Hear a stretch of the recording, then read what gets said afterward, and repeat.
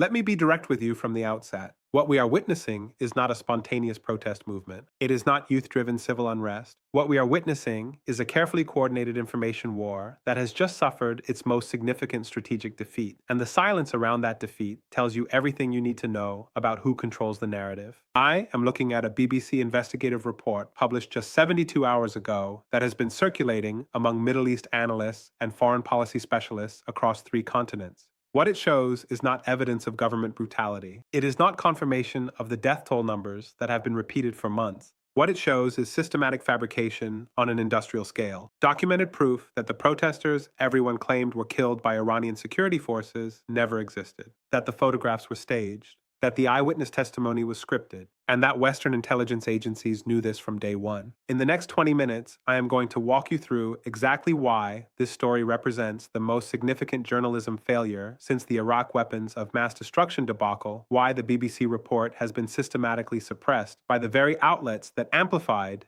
the original false claims, and why what happened in Iran between September 2022 and March 2023 will reshape how information warfare is conducted for the next decade.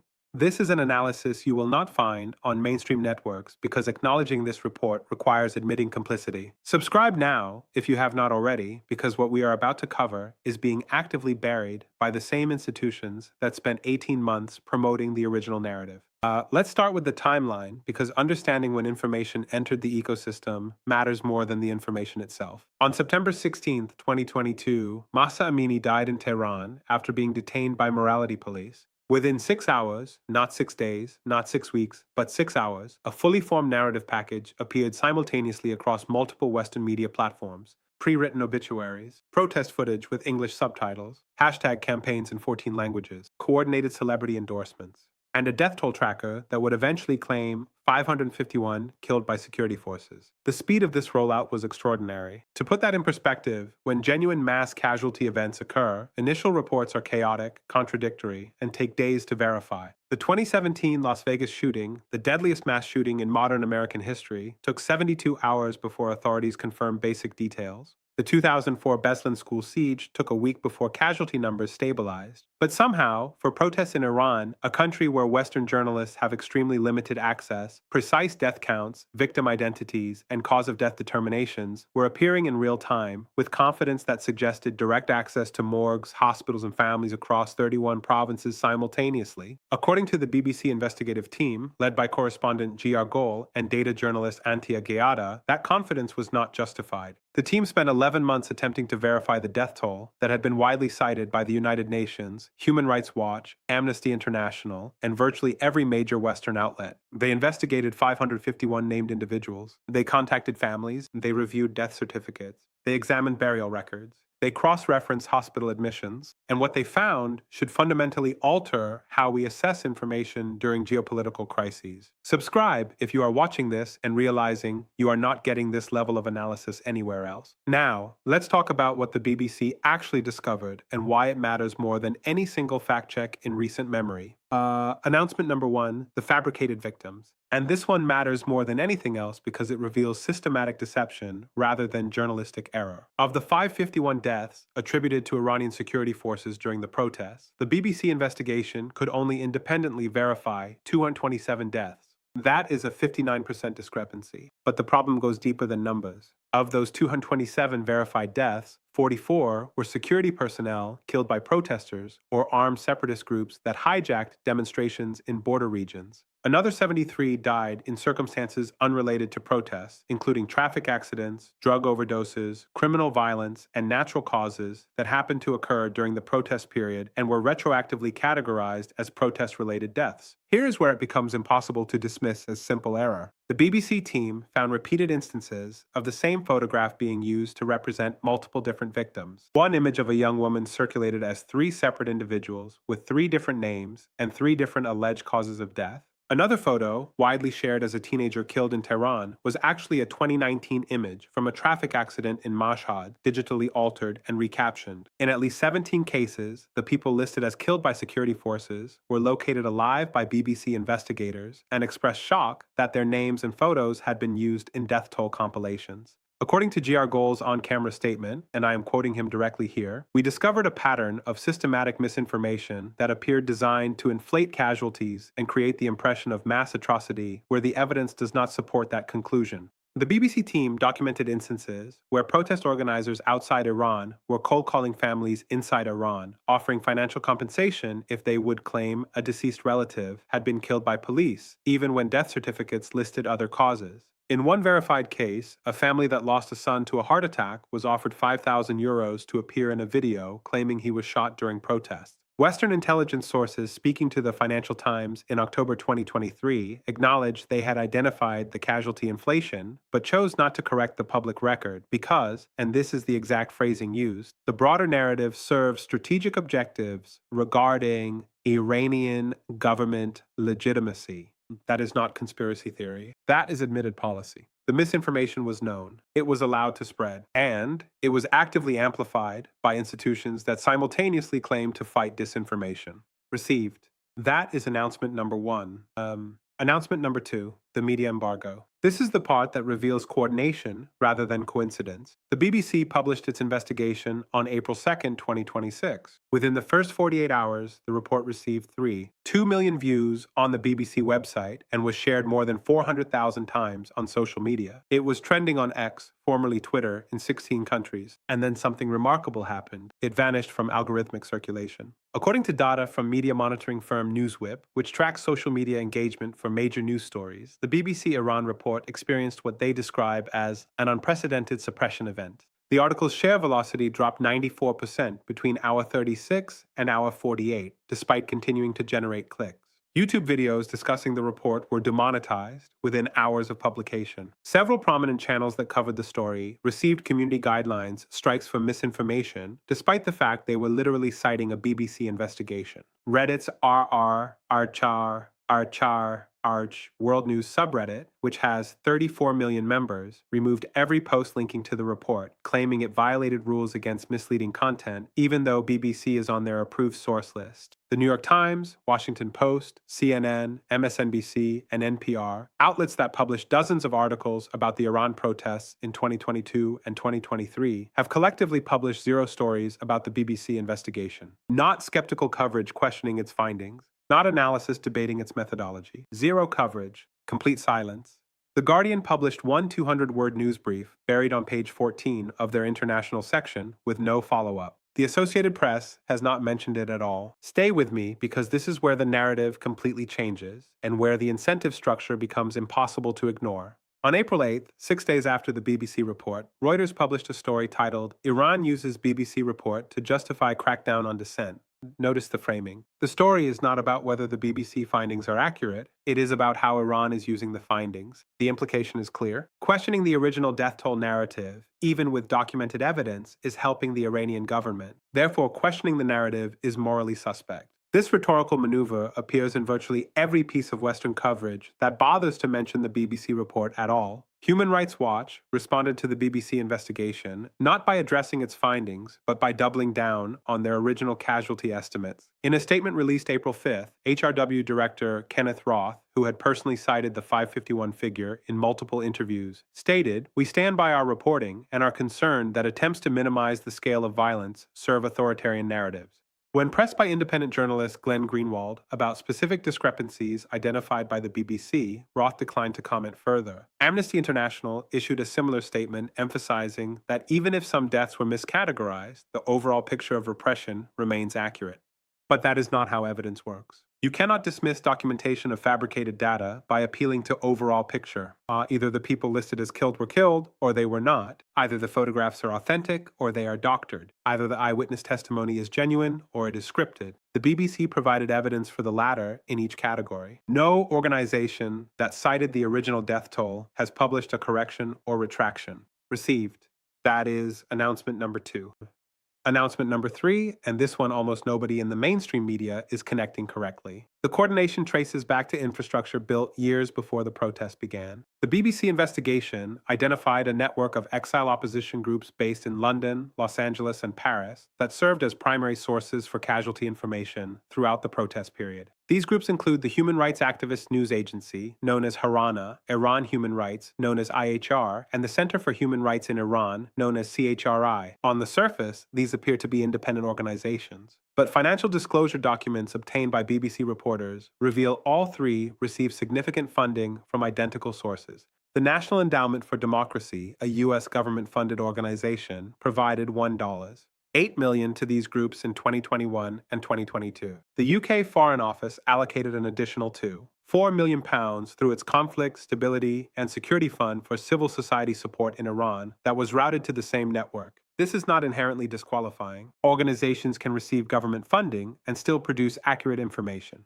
but it establishes a relationship that matters when we examine what happened next. Between September 16th and September 22nd, 2022, in the first week of protests, Harana published a list of 67 people allegedly killed by security forces. The BBC was able to contact families of 41 individuals on that list. Of those 41, 12 families said their relative was alive. 8 said their relative had died of unrelated causes weeks or months before the protests, and 5 said they had never heard of the protests and had no idea why their deceased family member's name was on the list. When confronted with these findings, Shrana Executive Director Mahmoud Amiri Moghadam told BBC investigators that his organization relies on a network of trusted sources inside Iran and that verification was challenging under repressive conditions. But the BBC presented him with specific cases where Harana claimed to have death certificates and hospital records that demonstrably did not exist. In one documented instance, Harana listed a cause of death as gunshot wound to chest for an individual whose actual death certificate, obtained by BBC from Iranian authorities and verified by the family, listed cardiac arrest unrelated to any trauma. When asked how this discrepancy occurred, Amiri Moghadam ended the interview. The pattern is consistent across all three organizations. Iran Human Rights, based in Norway, published photographs throughout late 2022 claiming they showed protest victims. The BBC reverse image search identified that 23 of these photos were taken between 2009 and 2021 in different countries and different contexts. Some were from the Syrian civil war, some were from the 2009 Iranian election protests, at least 4 were from completely unrelated accidents and natural disasters. None depicted deaths from the 2022 protests, yet all were presented as recent evidence of government violence. Here is what matters. These were not one-time mistakes corrected when discovered. They were systematic practices over 6 months. And Western media outlets, intelligence agencies, and human rights organizations continued to cite these sources as authoritative even as evidence of fabrication accumulated. Either this represents the most spectacular intelligence failure in modern history, where no one bothered to fact-check information perfectly aligned with policy objectives, or it represents something else entirely. Received. That is announcement number 3. Now, let's talk about what is really happening behind the headlines, because there are 2 stories playing out simultaneously, and the mainstream media is only covering one of them. Story 1 is the one you have heard. Brave Iranian citizens rose up against oppression. The government responded with violence. Hundreds died. The regime survived, but remains fragile. This is the story told by Western governments, amplified by Western media, and accepted by most Western audiences. Story 2 is the one the BBC accidentally exposed by trying to verify Story 1. A network of Western-funded opposition groups fabricated a significant portion of the death toll to create international pressure for sanctions, diplomatic isolation, and potentially military intervention. Western intelligence agencies were aware of the fabrication. Western media repeated it without verification, and when definitive evidence of fabrication emerged, the story was systematically buried to avoid undermining future information operations. Think carefully about what this represents. When a BBC investigation, not Iranian state media, not Russian propaganda, not conspiracy theorists, but the BBC, documents systematic fabrication of casualty data, and the response from Western institutions is not correction, but suppression, that is not ambiguity. That is not journalistic caution about a sensitive topic. That is a verdict. It is confirmation that the information was never about truth. It was about manufacturing consensus for policy objectives. The White House responded to questions about the BBC report during an April 10th press briefing. When asked whether the administration would revise its assessments, given the discrepancies identified by BBC, Press Secretary Karine Jean-Pierre stated, "We are aware of various reports and analyses. Our commitment to human rights in Iran remains unwavering." That is not an answer. That is a refusal to engage with evidence. The European Union, which imposed 3 rounds of sanctions on Iran in 2023, explicitly citing the death toll from the protests, has made no statement about the BBC investigation. European Commission spokesperson Peter Stano, when pressed by journalists, said the Commission does not comment on individual media reports, but the Commission cited individual media reports dozens of times when those reports supported the original narrative. If you are following this closely, if you have spent the last 2 years believing the story as told by CNN, the New York Times, and human rights organizations, what is happening now is not a footnote. It is not a minor correction. It is a fundamental credibility crisis that these institutions are choosing to ignore because acknowledging it would require admitting they functioned as propaganda outlets rather than news organizations. This pattern has repeated throughout history, and every time it repeats, the outcome is the same. A crisis emerges. Information flows through a small number of gatekeeper sources. That information justifies escalation. Years later, the information is revealed to be false or exaggerated. But by then, the policy has been implemented, the damage is done, and no accountability follows. The Peloponnesian War between Athens and Sparta lasted 27 years, devastated Greece, and killed an estimated 1/3 of the Athenian population. Thucydides, the historian who documented the war, noted that one of its primary causes was misinformation and exaggerated threat assessments. Athens believed Sparta was preparing to destroy them based on intelligence reports later shown to be fabricated by Athenian politicians seeking war. Sparta believed Athens was encircling them based on similar exaggerations. Both sides committed to total war based on information that was, at best, incomplete and at worst, deliberately false. And by the time the truth emerged, both Athens and Sparta were destroyed, while Persia, the third power, expanded its influence across the Greek world without firing a shot. The parallel is exact. The United States and its allies believed, or claimed to believe, that Iran was on the verge of collapse in late 2022, that the protests represented an authentic revolutionary moment, that the government was committing atrocities requiring international response. This belief, or claim of belief, justified maximum pressure sanctions, diplomatic isolation, and military posturing that included moving carrier strike groups into the Persian Gulf. Iran responded by accelerating its nuclear program, deepening ties with Russia and China, and cracking down harder on internal dissent.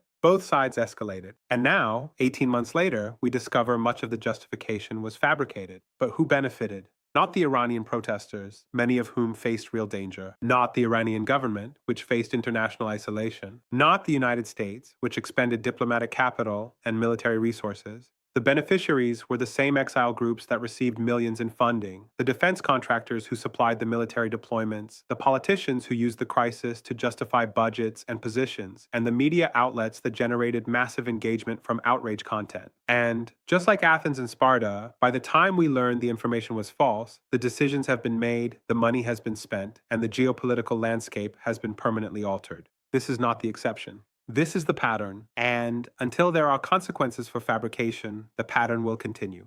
So where does this leave us? Let me give you 3 clear paths because there is no honest middle ground here. Path 1, institutional correction. Western media organizations acknowledge the BBC findings, publish corrections, and implement verification standards that prevent this from happening again. Governments acknowledge the intelligence failure and adjust Iran policy accordingly. The exile groups that fabricated data lose credibility and funding. This is the optimistic scenario. It would represent the institutions functioning as they claim to function, self-correcting when presented with evidence. The problem is, we are 16 days past the BBC report, and we have seen zero movement in this direction. Not a single major outlet has published a substantive follow-up. Not a single human rights organization has issued a correction. Not a single government has revised its Iran assessment, which suggests Path 1 is not where we are headed. Path 2, narrative memory holding. The BBC report is treated as an isolated data point that does not challenge the broader story. It is occasionally cited by critics, but never achieves mainstream acknowledgement. The original narrative remains dominant in textbooks, documentaries, and historical accounts. 10 years from now, people will still cite the 551 death toll because that is the number that entered the permanent record, regardless of whether it was accurate. This is the most likely scenario because it requires the least disruption. It allows everyone to avoid accountability while maintaining the structures that created the problem. The BBC report becomes a footnote, occasionally mentioned by skeptics, but dismissed by institutions as controversial or disputed, even though the disputes come from organizations with obvious conflicts of interest. Path 3, escalating information chaos. Every future crisis is now viewed through the lens of Remember Iran. Trust in Western media and human rights organizations collapses further. Authoritarian governments cite the BBC investigation whenever accused of atrocities, creating a permission structure to dismiss legitimate evidence. The information environment becomes so polluted that verification becomes impossible, and populations retreat into tribal epistemology, where people only trust sources that confirm existing beliefs. This is the catastrophic scenario, and it is not hypothetical. We are already seeing signs of it. Russian and Chinese state media have promoted the BBC investigation heavily, not because they care about journalistic accuracy, but because it discredits Western institutions. Every future human rights report about Iran, Syria, China, or Russia will now be met with, "Remember when they lied about the Iran protests?" The fabrication does not just damage credibility in one instance, it damages the entire infrastructure of international human rights monitoring. I think we are closer to path 3 than the headlines suggest. The institutional incentives do not favor correction. Admitting the scale of this era would require acknowledging systematic failure across media, intelligence, and advocacy organizations simultaneously. That is not a correction. That is a legitimacy crisis, and institutions protect themselves before they protect truth. But path 3 is not inevitable if enough people demand accountability. That is why this story matters. That is why the silence around it matters. And that is why you need to share this analysis with everyone you know who still trusts mainstream narratives uncritically.